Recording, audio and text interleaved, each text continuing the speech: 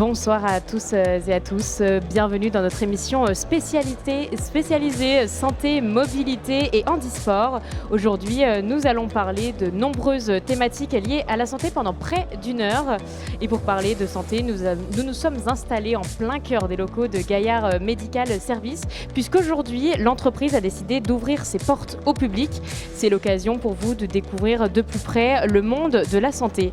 Avec moi sur ce plateau, de nombreux intervenants vont se succéder. Ils sont spécialistes dans leur domaine et ils aborderont différentes thématiques. Et donc, on va ouvrir le bal avec nos trois premiers invités.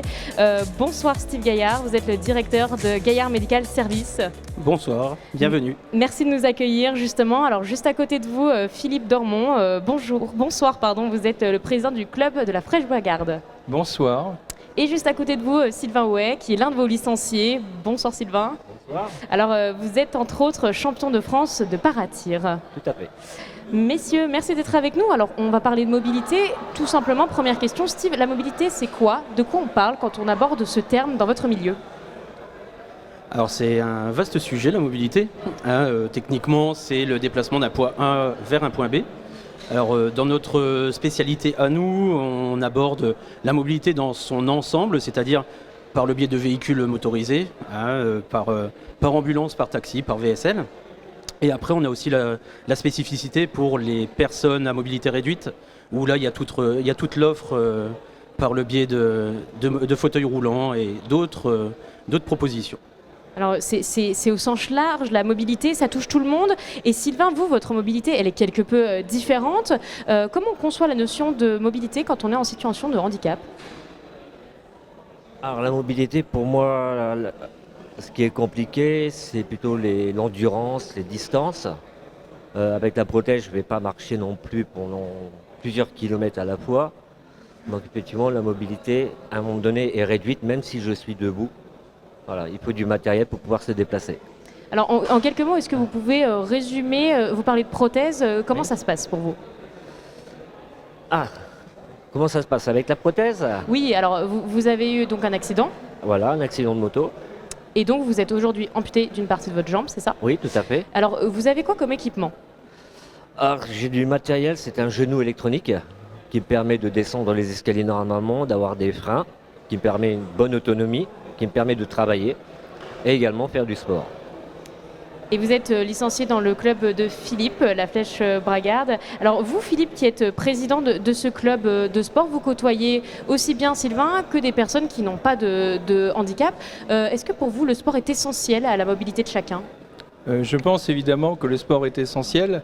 Et un petit peu la spécificité de notre association, c'est de pratiquer un sport ensemble, qu'on soit valide ou non valide.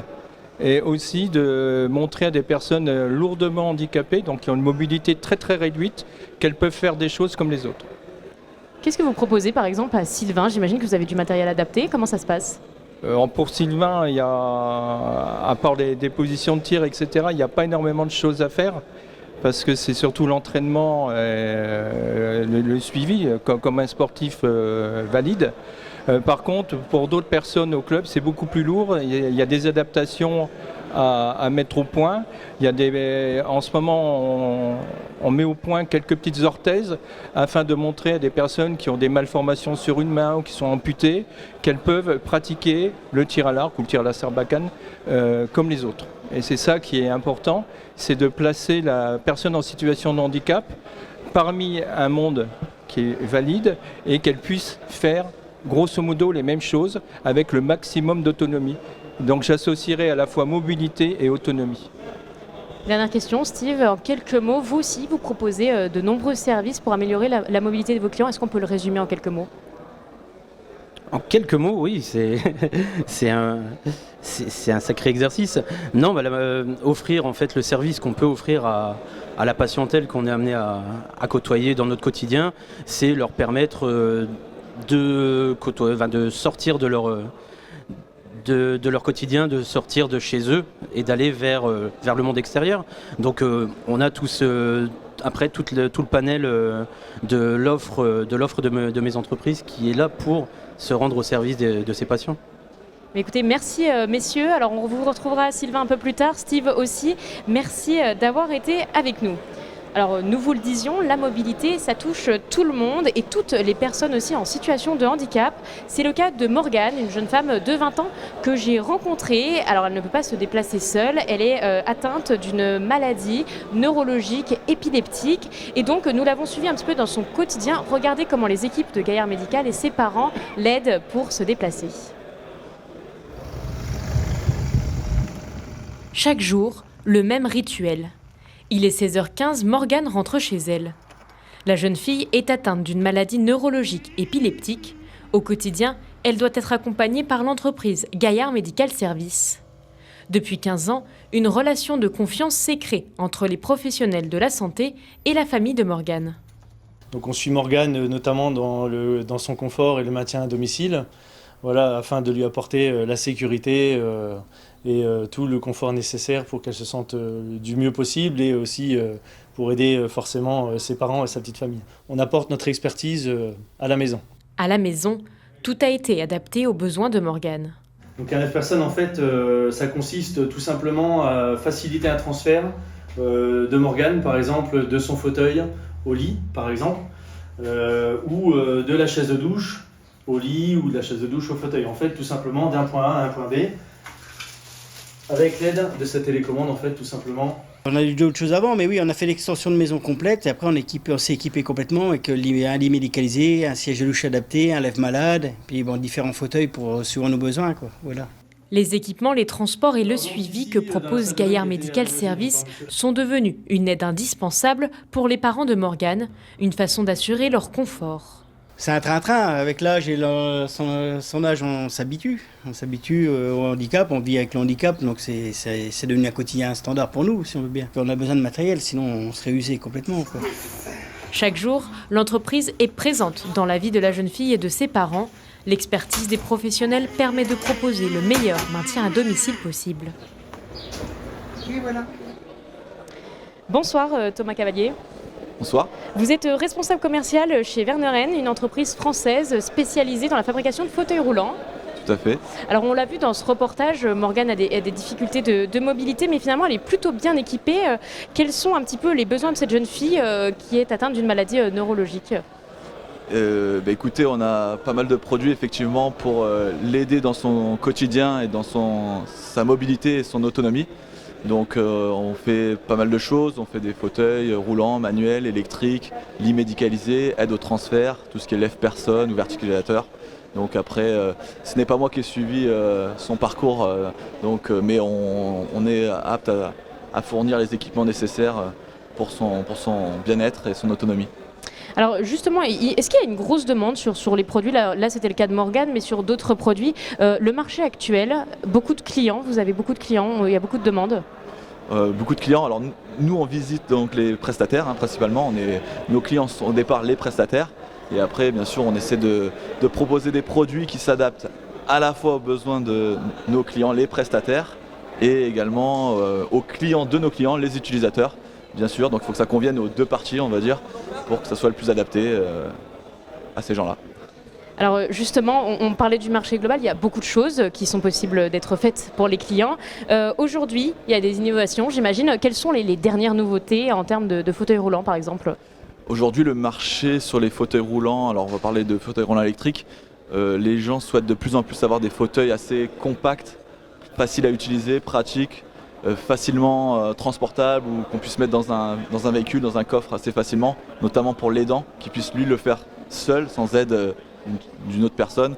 Donc on a aujourd'hui nous un nouveau fauteuil roulant électrique qui s'appelle le Verso, qui est à la fois pliant et démontable et qui convient pas mal à la fois à l'utilisateur et également à l'aidant qui va pouvoir facilement démonter le fauteuil et pouvoir le mettre dans un véhicule relativement facilement. Le fauteuil fait 30 kg au départ et quand on le démonte, il fait 2 fois 14-15 kg. Donc c'est beaucoup plus facile pour cette personne de pouvoir le transporter. Donc c'est un des produits qui marche bien en ce moment. Justement, vous soulevez le fait que ça prend de la place notamment. Quels sont un petit peu les autres problèmes qu'on peut rencontrer avec du matériel médical et que vous essayez de pallier finalement ? Les problèmes sont multiples, il n'y a pas de problème précis, chaque cas est différent. En fonction de la pathologie, de la morphologie de la personne, de son environnement. faut à chaque fois bien définir les besoins, bien définir le cahier des charges, en se déplaçant chez les personnes directement, en analysant un petit peu leur environnement, leur façon de vivre, qu'est-ce qu'elles veulent faire avec le produit demandé. Donc ça peut être vraiment très très large. Donc là c'est difficile de vous citer un problème précis, mais ils sont multiples et c'est ça qui est intéressant dans notre métier, c'est qu'on essaie de pallier à tous les besoins de la personne en fonction de, voilà, comme je vous ai dit, de sa pathologie, de sa morphologie également et de son environnement. Voilà. Alors vous répondez aux besoins, mais il y a aussi le confort qui est important. Comment on garantit ce confort et en même temps l'efficacité d'un fauteuil ou d'un lit médicalisé ? Par l'essai simplement, en essayant les produits, en vérifiant que le produit correspond aux attentes de l'utilisateur. Donc des fois ça peut être rapide, des fois ça peut être plus long forcément en fonction des besoins. Mais c'est souvent l'essai qui va définir le produit. Après on essaie bien sûr de faire un maximum de choses qui répondent à la demande. C'est le fauteuil qui doit s'adapter à l'utilisateur bien sûr, et pas l'inverse. Donc voilà. Ça prend combien de temps pour avoir un fauteuil ? Alors les délais sont peut-être un peu longs, comment ça se passe ? Tout dépend parce qu'aujourd'hui les fauteuils peuvent être remboursés à la fois à la location ou à l'achat. Donc généralement tout ce qui est location sont souvent pour des courtes, moyennes durées. Donc c'est des fauteuils on va dire entre guillemets standards mais quand même configurables. Et après pour les fauteuils à l'achat, tout va dépendre puisqu'on a des fauteuils qui vont du remboursement à des montants beaucoup plus importants. Donc c'est très complet. Et encore une fois, ça va dépendre de la demande de chacun. C'est quelques mois, quelques jours ? Ça peut être une heure et ça peut être beaucoup plus. Ça peut être, si on a besoin de faire plusieurs essais, ça peut être sur un mois, voire deux, le temps que tout se goupille et que tout soit conforme aux attentes de l'utilisateur. Ce sera le mot de la fin, les attentes, répondre aux attentes des utilisateurs. Exactement. Merci beaucoup Thomas Cavalier d'avoir été avec nous. Merci.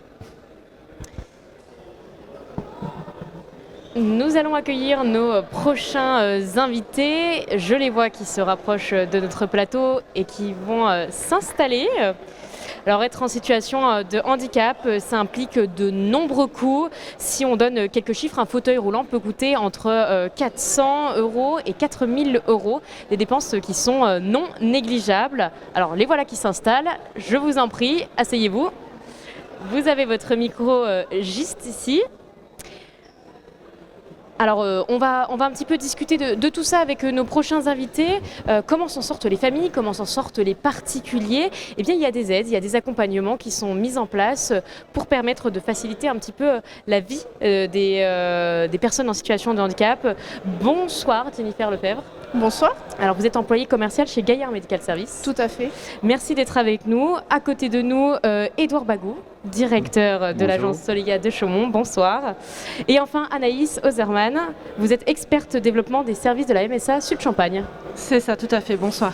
Alors je vous pose donc la question, quelles sont les aides disponibles pour améliorer la mobilité des personnes en situation de handicap ? On va commencer par vous Anaïs.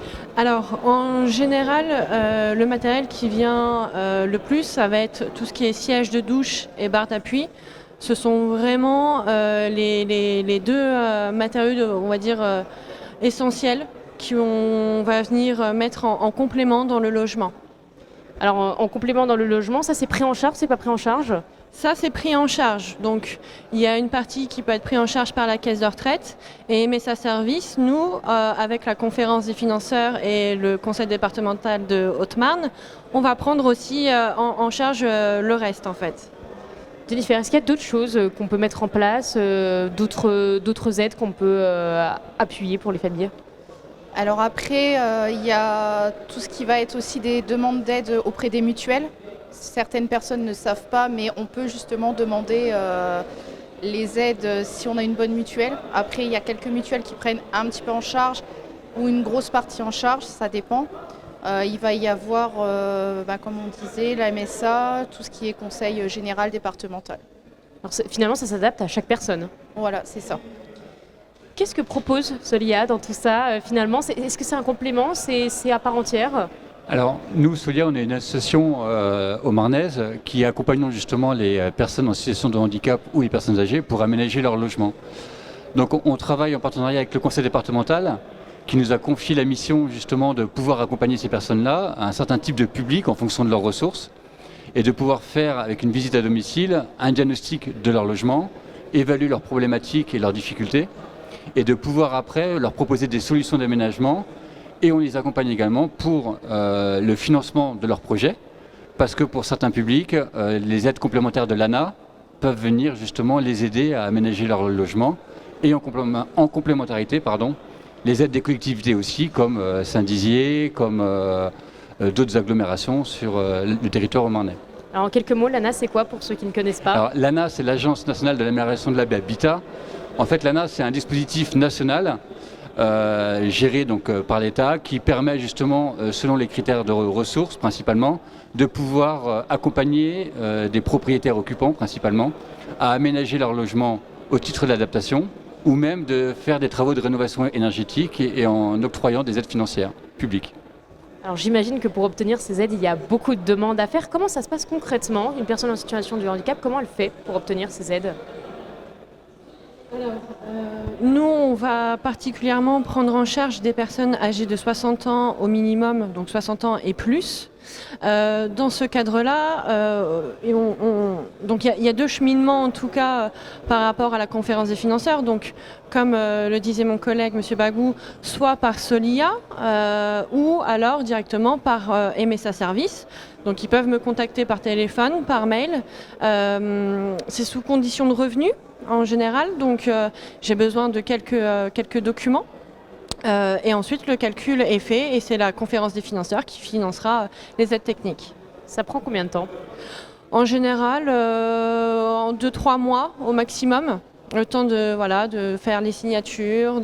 Mais voilà, c'est assez rapide quand même. Jennifer, est-ce qu'il y a d'autres choses pour les personnes qui sont peut-être un peu plus jeunes?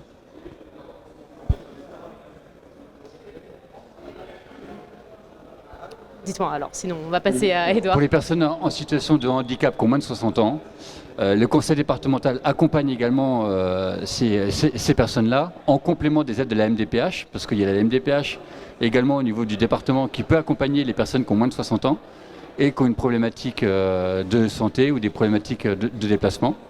Et en complément, dans le cadre du programme qu'a mis en place le département, il peut y avoir également des aides de l'ANA complémentaires en fonction des ressources. Finalement, toutes ces aides, c'est un suivi qu'il faut faire. Alors, vous le faites chez Gaillard Médical? Alors nous, généralement, oui, on le fait. Après, c'est vrai que la plupart du temps, la MSA a des demandes. Elle renvoie les gens chez nous pour le matériel et vice-versa. Nous, quand on a des demandes pour des demandes d'aide, on va proposer la MSA, on va demander aux gens de se rapprocher aussi de Solia. C'est vrai qu'on est tout un cheminement et complémentaire. Qu'est-ce que vous conseillerez à une personne qui ne sait pas trop où aller? Finalement, il faut venir vous voir, il faut se renseigner. Après, il ne faut pas hésiter à venir nous voir. On prend le temps avec eux, on peut s'asseoir autour d'une table et puis discuter, voir vraiment tous les besoins dont les gens ont une demande à faire.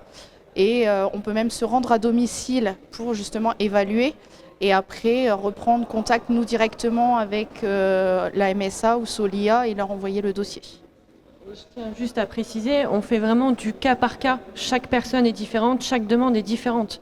Donc on ne peut pas faire une généralité de toutes les demandes. Voilà. J'imagine bien. Vous avez beaucoup de demandes sur le département, par exemple, si on prend la Haute-Marne. Comment ça se passe? Comment ça se gère autant de demandes? Alors je ne sais pas, peut-être Edouard ou Anaïs? En effet, il y a beaucoup de demandes sur cette thématique-là et au fil du temps et des années qui passent, on voit que la demande est de plus en plus importante. Donc elle est traitée en fonction de la situation des personnes et après on peut réorienter vers des services professionnels qui eux vont pouvoir accompagner et proposer des aides spécifiques et des aides techniques. On renvoie vers la MSA Service également pour tout ce qui est cas particulier ou si on a besoin que ponctuellement d'une aide ponctuelle. Donc toutes les demandes sont traitées en général et voilà, il n'y a pas de difficulté particulière. Mais on sent qu'il y a une vraie demande par rapport à ça. C'est ce que vous remarquez vous aussi, Anaïs? Oui, c'est ça. C'est que la population, on a une grosse capacité de population vieillissante, on va dire. Donc on a une forte demande, c'est ça. C'est pareil chez vous, j'imagine. C'est pareil chez nous et justement les gens ne sont pas forcément au courant des aides qu'ils peuvent avoir. Eh bien écoutez, c'est noté, maintenant ils sauront vers qui se tourner. Merci d'avoir été avec nous. Alors ne quittez pas le plateau, justement on va regarder un reportage parce que quand la mobilité d'une personne devient réduite, il y a bien sûr les équipements nécessaires mais aussi les transports à prendre en compte. C'est un service que propose Gaillard Medical Service. Il y a quelques temps, nous avons suivi les équipes d'ambulanciers qui se rendent d'un point A à un point B comme nous l'avons dit. Et Puissance Télévision est montée à bord des véhicules. Vous allez le voir, c'est Julien Carré qui fait le commentaire.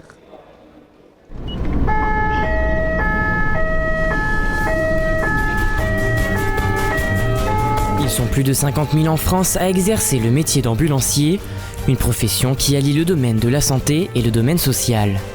Une dame aussi, ces jours-ci, a rencontré des vertiges. Le patient ne se sentait pas bien dans le véhicule, il m'a demandé si on pouvait prendre sa tension. Bon. À l'occasion de la Journée nationale des ambulanciers, découvrez le quotidien de ces héros bragards, gardiens des plus fragiles.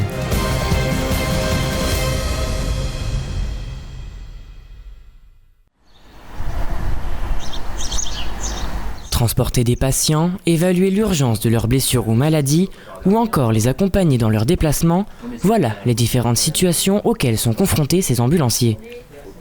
Chaque jour, ils effectuent plusieurs dizaines de transports d'urgence vers les services de l'hôpital. Et il est 10h lorsqu'Émilie et Philippe sont appelés pour venir en aide auprès d'une personne souffrante.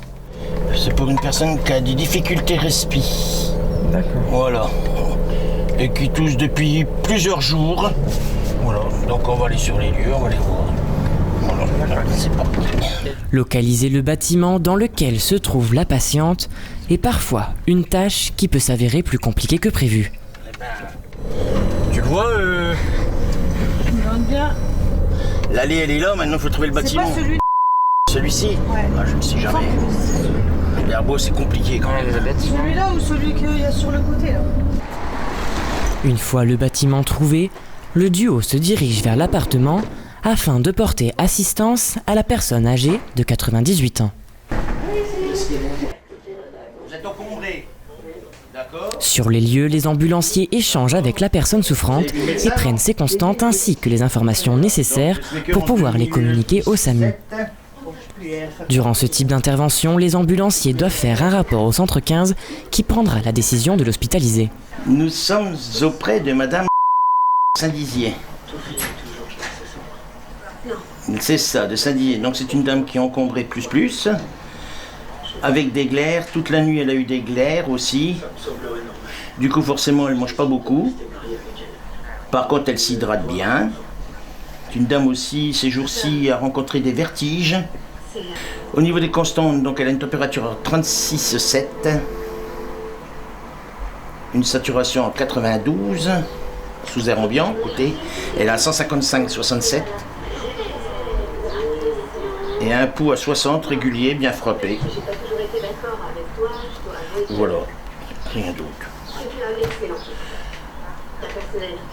Ok, d'accord, pas de souci. Ok, merci, au revoir. Au revoir. Voilà, on va vous emmener au niveau des urgences sur Saint-Dizier. Ma collègue est partie chercher une chaise. Pour éviter que vous soyez trop essoufflé, d'accord? La décision est donc prise, les deux ambulanciers emmènent la patiente à l'hôpital de Saint-Dizier afin qu'elle soit rapidement prise en charge par le personnel hospitalier.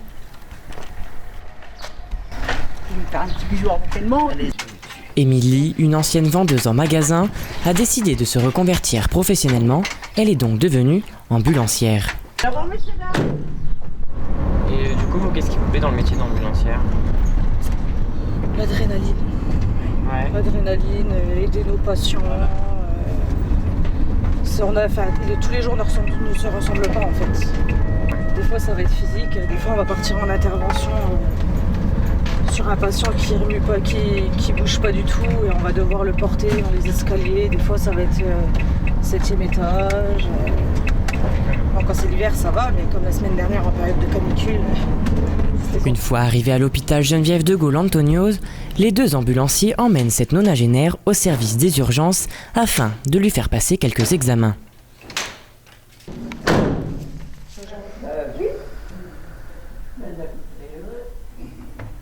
Le relais est donc passé aux infirmiers de l'établissement, l'heure pour ces ambulanciers de rentrer au bureau. Puis nous, on a déposé. Mon collègue a fait les transmissions aux infirmières qui feront les transmissions aux médecins et puis elle va être prise en charge incessamment sous peu. Une fois rentrés, le duo échange avec leurs collègues un moment convivial avant de repartir pour une nouvelle intervention. C'est un métier usant. On va dire que l'espérance de vie entre guillemets d'un ambulancier, on va dire que c'est environ 15 ans. Au bout de 15 ans, il faut l'avouer quand même, l'organisme est déjà usé parce qu'il faut porter des personnes. Donc le dos en prend beaucoup, les articulations. Et puis après, voilà, il y a une fatigue mentale aussi qui s'installe. Puis voilà. Donc souvent, certaines personnes arrêtent d'elles-mêmes, mais on a aussi des cas où les gens font carrière dans ce métier jusqu'à leur retraite, comme c'est arrivé chez moi. On a déjà fait pas mal de départs en retraite de beaucoup de mes salariés qui sont restés fidèles jusqu'au bout. Nous repartons à présent avec Pierre qui a été recruté pour travailler à la facturation et qui finalement a pris goût au travail d'aide à la personne puisqu'il est maintenant auxiliaire ambulancier. Du coup j'ai arrêté la facturation, j'ai passé ma formation de taxi que j'ai obtenue le mois dernier. Et du coup je suis sur la route et je suis passé à la régulation aussi. Étant auxiliaire ambulancier, je peux intervenir sur des urgences aussi. Comme cet après-midi, je suis pas en urgence, mais je suis en ambu avec quelqu'un de la régulation justement. Il est temps pour Pierre d'aller chercher le patient qui sort d'une séance de kiné pour le ramener à son domicile. De la chaleur, vous buvez ? Mais lors du trajet, ce dernier se plaint de maux de tête et explique à l'auxiliaire ambulancier ses mésaventures. Suite à la demande du patient, Pierre accepte de l'amener à la pharmacie afin qu'il puisse prendre sa tension. Depuis que je fais ce métier-là, je crois que c'est la première fois. Après, voilà, le patient ne se sentait pas bien dans le véhicule. Il m'a demandé si on pouvait prendre sa tension. Bon, écoutez, ça va qu'on est à côté, qu'il n'y ait pas de course derrière, sinon on appelle le bureau dans des situations comme ça. Mais bon, voilà. Mais ouais, c'est assez exceptionnel. Ouais. Une fois le patient rassuré, il est ramené chez lui en toute tranquillité. Vous l'avez compris, être ambulancier est un métier essentiellement humain qui n'est pas toujours de tout repos, mais qui est essentiel dans notre quotidien. Je vous le disais donc, c'est un métier qui demande beaucoup de patience et d'humanité. On fait une courte pause publicitaire. Juste après, nous parlerons de maintien à domicile. Restez avec nous, à tout de suite.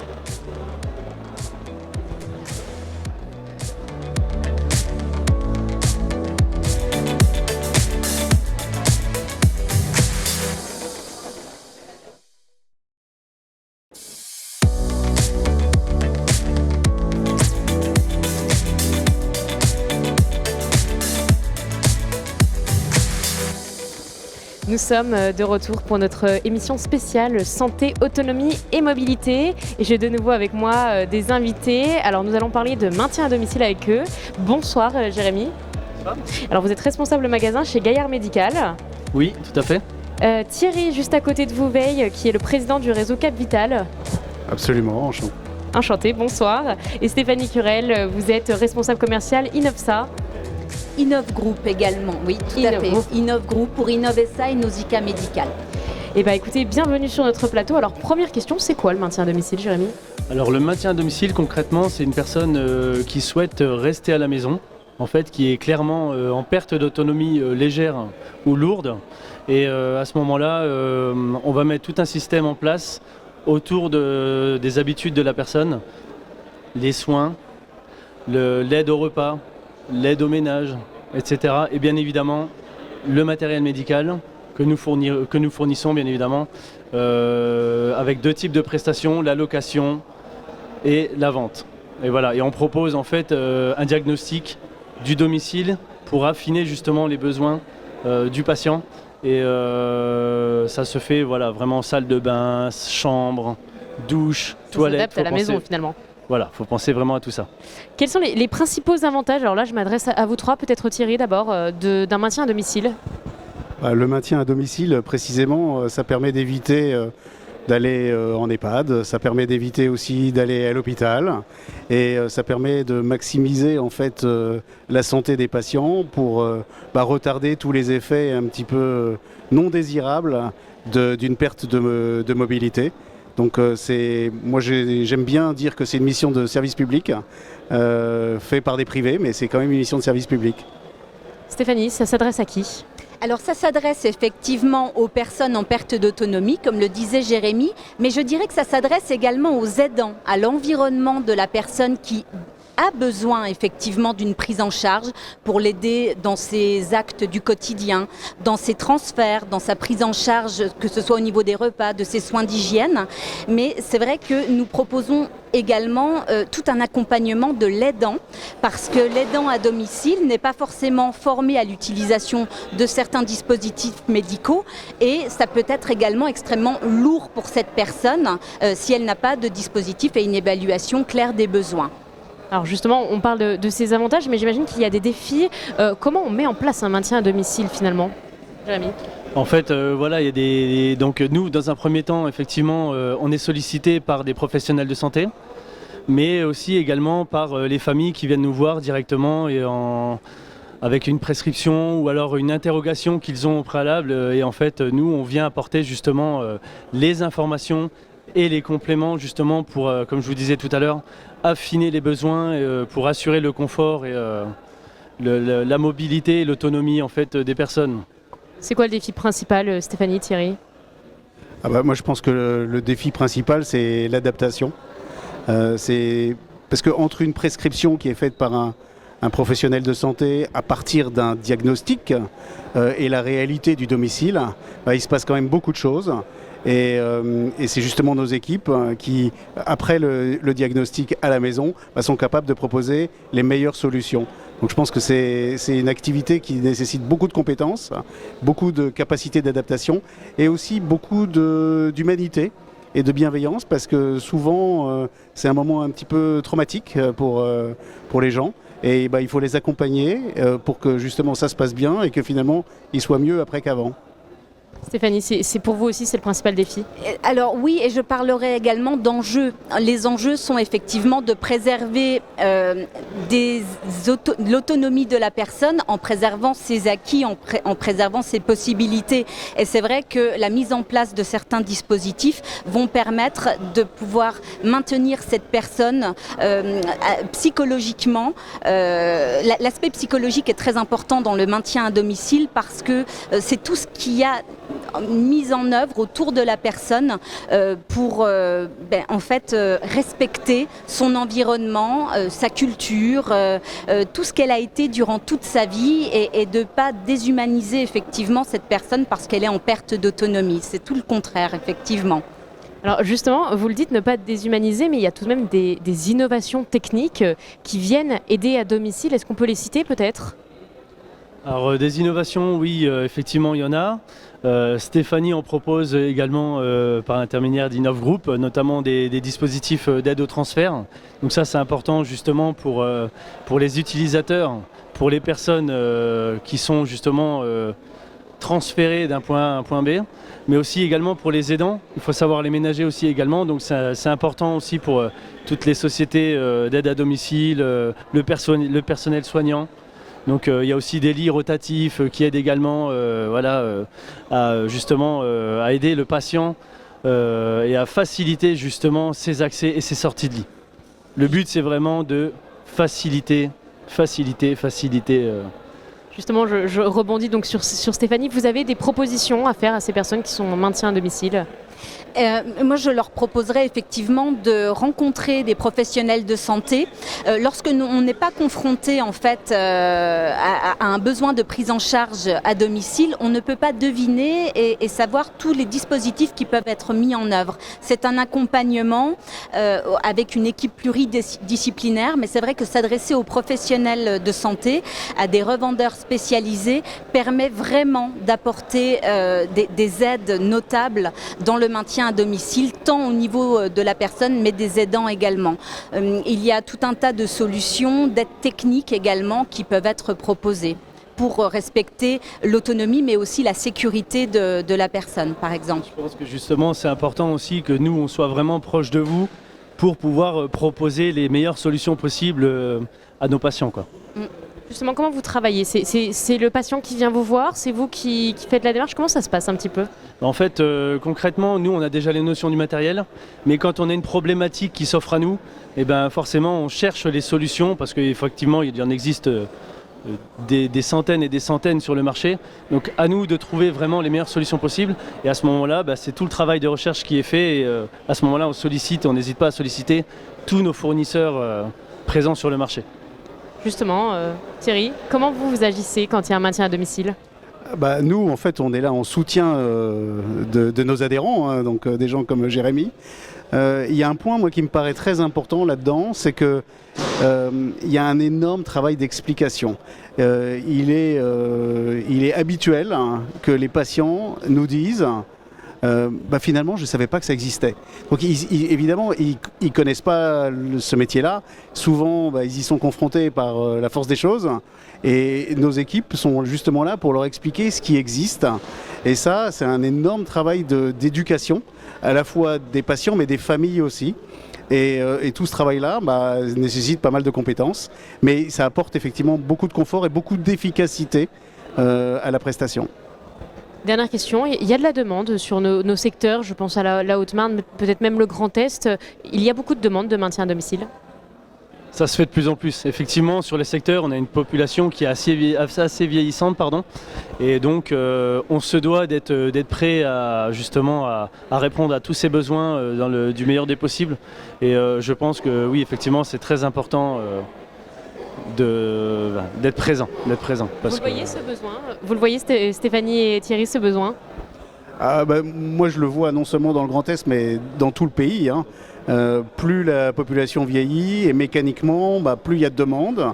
Et il y a heureusement beaucoup de demandes qui ne nécessitent pas d'aller en EHPAD, en établissement ou à l'hôpital. Et pour autant, il faut y répondre. Donc c'est vrai que les fondamentaux de ce métier, ils sont en croissance mécaniquement. Et voilà, on est là aussi pour prendre soin de nos aînés. Ce sera le mot de la fin. Merci d'avoir été avec nous, Jérémy, Thierry et Stéphanie. Merci à vous. Merci beaucoup. Ils sont en situation de handicap, mais ils ont décidé d'en faire une force et de se surpasser. Ils excellent dans leur sport. Bonsoir Stéphanie. Bonsoir. Et bonsoir, rebonsoir, Sylvain. Rebonsoir. Alors, je le rappelle, Sylvain, vous êtes donc en tir à l'arc, vous êtes vice-champion de France, Et Stéphanie, vous, c'est l'escrime. C'est ça. Alors, avant de parler un petit peu du handisport, parlons un peu de vous. Quelles sont vos histoires, Stéphanie? Eh bien, moi, sur la Haute-Marne, à ce niveau-là, j'ai une pathologie qui m'empêchait de faire du sport. Donc, au niveau de la Haute-Marne, on a créé une section handisport escrime qui s'est mise en place. Avec ma pathologie, qui est la maladie des os de verre, j'avais pas le droit. Du coup, j'en ai fait une force et un défi à ce niveau-là. Et puis, justement, j'ai été un petit peu braver un peu tout le monde. Et puis, on a vu que maintenant, on est en capacité de faire de l'escrime. Ça m'a maintenu. Au bout déjà je fais partie maintenant de l'équipe de France et du collectif France depuis 2010. Je suis à 56 Coupes du Monde. Je suis 8 fois championne de France. Je suis vice-championne d'Europe. Donc, à ce niveau-là, un bon palmarès. Et vous, Sylvain, quelle est votre histoire? Moi, l'histoire, c'est un accident de la circulation il y a 26 ans maintenant. Il m'a fallu attendre quelques années avant de me relancer sur le sport. J'ai rencontré donc Philippe Dormont, président de la pêche Garde. J'ai essayé le tir à l'arc et on n'a jamais arrêté depuis. Donc quelques championnats. Il n'y a pas longtemps, j'ai fait le championnat d'Europe de Sarbacane également. Voilà. Alors justement, vous parlez du sport, vous avez finalement adapté votre sport, vous l'avez presque créé finalement en Haute-Marne en tout cas. Quel a été le déclic? À quel moment vous vous êtes dit je me mets au sport et ça va me changer mon quotidien, Stéphanie? Alors moi personnellement, plutôt par défi. Parce qu'on m'a dit à ce niveau-là, tu ne peux pas. Tu ne peux pas, il faudra que tu fasses ça. Alors moi, tu ne peux pas, il faudrait faire, c'est le contraire. Moi je leur prouve qu'on peut et on va. Donc, ou alors ça sera argumente pourquoi je ne peux pas, pourquoi je ne pourrais pas, et je vais te prouver que je peux le faire, dans tous les cas. Donc le maintien, la mobilité, ça tient qu'à nous. Et ensuite, on a des personnes qui vont nous suivre. Alors justement, Sylvain, vous c'est pareil, quel a été le déclic? Vous le disiez, vous avez mis du temps avant de vous remettre au sport, pardon. Oui, parce qu'avant, je ne réfléchissais pas à sport. Il n'y a plus que je rencontre Philippe à une réunion à la mairie pour me dire, tiens, et si j'essayais? Puis finalement, on a accroché et puis on ne s'est jamais arrêté en fait. Alors, on le voit, vous avez des équipements, j'imagine, spécialisés pour le sport. Qu'est-ce que vous avez, Stéphanie, qui vous permet de le faire, on peut? Comment on fait avec un fauteuil roulant? En fauteuil, nous on a des fauteuils adaptés avec une piste spécifique où on a des fauteuils qui sont mis sur un handi fixe, donc une plaque où on n'a pas de mobilité du fauteuil, mais par contre c'est la personne qui va bouger dessus. Donc il faut être rapide, ça va fonctionner beaucoup au niveau cardio, parce qu'en temps normal, les valides, l'adaptation qu'ils ont, c'est une piste de 14 mètres. En escrime fauteuil, on est à distance de touche. Donc la personne qui ne va pas oser bouger un petit peu, se défendre, se dire je suis à l'abri un peu derrière, non, on n'est pas à l'abri. Il va falloir travailler, il va falloir mettre un petit peu en projet, mettre en place la logistique, le jeu, et se dire d'être toujours dans le jeu, le sien, ne pas le subir. Donc c'est un peu comme la vie, l'escrime. À ce niveau-là, on nous impose quelque chose, on propose autre chose, et en général, on joue notre jeu pour aller à notre but. Donc l'escrime, c'est très bien pour moi. Ça vous réussit finalement. Et vous, Sylvain, quels sont les équipements que vous avez spécifiques au sport?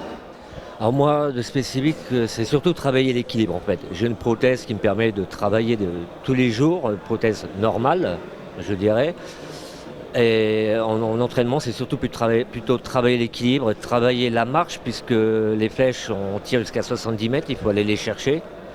Donc c'est plutôt moi qui m'adapte quelque part à la situation. Vous avez un arc adapté, vous changez de prothèse, comment ça se passe un petit peu? Ah non, j'ai un arc comme tout le monde, n'importe quel archer valide. Et la prothèse, c'est ma prothèse de tous les jours. Combien de fois vous entraînez par semaine? J'imagine que c'est comme un sportif classique finalement.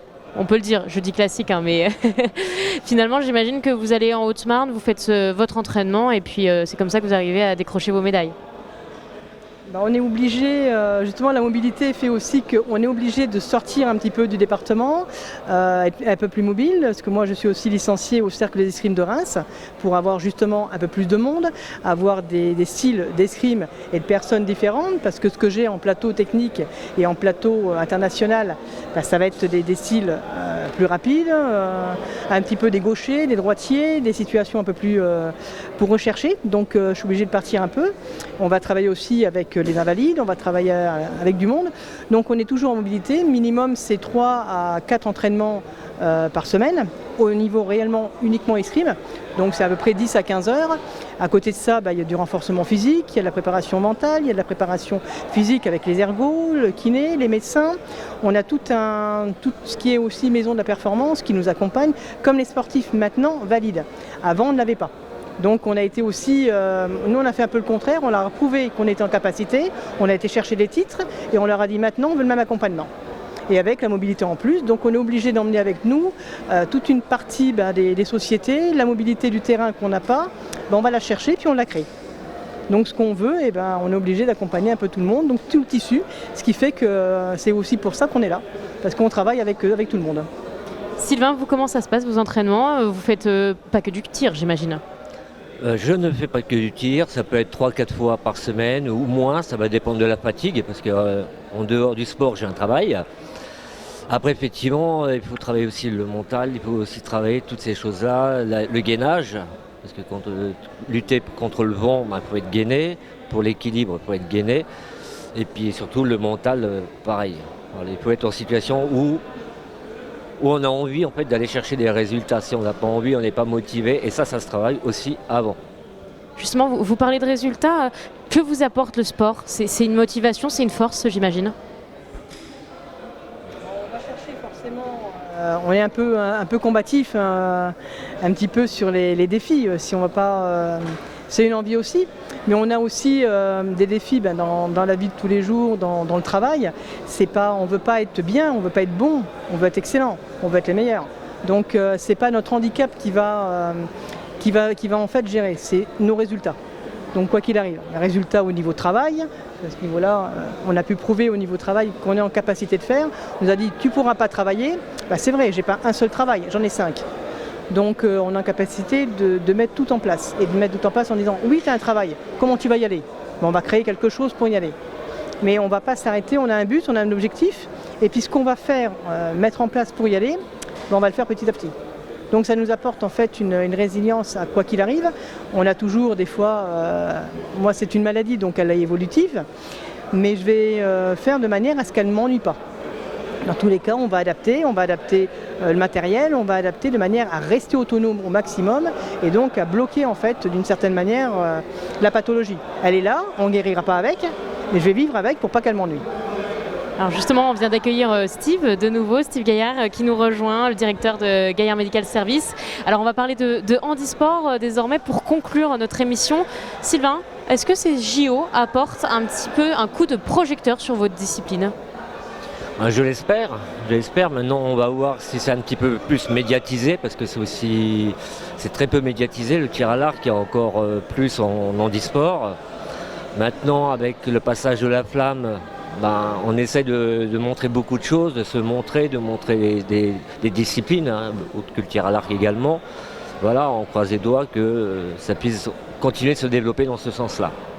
Steve, parlons handisport un petit peu. Vous, qu'est-ce que ça change, ces Jeux paralympiques qui se tiennent, je le rappelle, du 28 août au 8 septembre ? Ce qui change, c'est surtout une belle mise en lumière en fait, de ces disciplines finalement qui sont méconnues. Sur le territoire, on ne peut pas dire que ça tienne le haut de la rampe. Et donc c'est magnifique, je pense, pour tous ces sportifs d'avoir enfin le droit à la une des journaux, c'est le cas de le dire. Vous trouvez, Stéphanie, que vous parlez d'accompagnement, tout à l'heure vous avez créé ces structures d'accompagnement, vous en avez fait appel.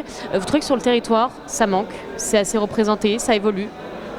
Disons on parle beaucoup d'inclusion, on parle beaucoup de mise en place. J'aimerais bien les faire venir sur le terrain et qu'ils voient en zone rurale, qu'ils voient en zone défavorisée un petit peu. L'handicap en ville, c'est une chose, l'handicap en campagne, c'est autre chose. Et ça en fait partie. Le tissu social pour les faire travailler, le tissu social pour leur donner envie de bouger, il faut leur donner envie, il faut leur trouver aussi des solutions. Et les solutions, tout le monde n'est pas en capacité, tout le monde n'a pas envie de bouger pour trouver des solutions. D'aller chercher, d'aller développer de manière à pouvoir bouger, pouvoir travailler comme n'importe qui. Le chômage au niveau des personnes en situation de handicap, c'est comme les sportifs de haut niveau, il y en a peu. Le chiffre est très petit, on aimerait bien que ça augmente un petit peu à tout niveau, mais ça on n'a que les personnes qui sont, oui mais c'est une exception. Non, c'est pas le cas. On a des personnes au bout de la rue qui peuvent tout faire, on peut tout faire. Il n'y a rien qui dire toi tu peux pas faire ça, on ne peut pas nous mettre dans une case. Mais il faut avoir envie de bouger, de se dire comment je vais faire. Moi j'ai un jeune qui vient là actuellement pour monter un petit peu l'escrime, aujourd'hui en démonstration, qui vient d'Île-de-France. Parce qu'en fin de compte, ils ne peuvent pas monter dans les temps prévus un système de fauteuil. Mais je lui ai dit, tu viens, on va monter un fauteuil, on va regarder parce qu'il y a une journée qui est exceptionnelle aujourd'hui. Mais à ce niveau-là, il s'est trouvé une autonomie pour y aller. Donc c'est à lui un petit peu, je vais lui montrer comment on peut faire, mais je ne vais pas le faire à sa place. Et les professionnels au niveau entreprise, les professionnels qu'on peut avoir sur le secteur, qu'on peut s'appuyer, ils sont là aussi. Les chefs d'entreprise qui vont embaucher des personnes en situation de handicap, on en a encore très peu. Et on voit l'handicap avant de voir le CV. On aimerait bien un jour qu'on voie le contraire. Et c'est à nous aussi de le montrer. On vient souvent en disant « alors je suis handicapé ». Non. Je suis en capacité d'être gestionnaire de transport, je suis en capacité d'être conseiller d'insertion et j'ai en plus l'avantage d'être handicapé. Voilà, je viens avec ma chaise. Alors justement, vous en parlez des solutions que propose Gaillard Medical Service pour des personnes qui voudraient se mettre au sport en étant en situation de handicap. Après, on offre tout le besoin au niveau technique et la technologie de pointe maintenant qui s'offre à tous ces athlètes. Donc on suit effectivement au plus près les évolutions, c'est comme tout matériel propre au sport. Donc là au niveau des athlètes, on a toute la gamme en fauteuil sportif, c'est le cas de le dire, qui s'offre à eux, et puis tout le maintien aussi pour la posture, tout ce qui va bien. Vous en avez beaucoup des sportifs qui viennent toquer à votre porte en vous disant il me faut du matériel? C'est encore rare parce qu'on est encore sur un sujet qui est encore un peu méconnu. Les gens pensent qu'il faut des grands centres spécialisés pour avoir ce type d'équipement. Alors que non, on montre que par exemple à Saint-Dizion, on peut déjà donner cet accès à ce matériel-là justement. Mais écoutez, nous allons clôturer sur ces beaux mots. Merci d'avoir été avec nous. Merci beaucoup. Merci à vous. C'est la fin de notre émission thématique. Merci de nous avoir suivis. Je le rappelle, c'était santé, autonomie et maintien à domicile. Merci à nos invités d'avoir précisé ces thématiques qui sont encore parfois floues pour certaines personnes. Merci également à vous, téléspectateurs, de nous avoir suivis. L'information continue sur Puissance Télévision. Bonne soirée.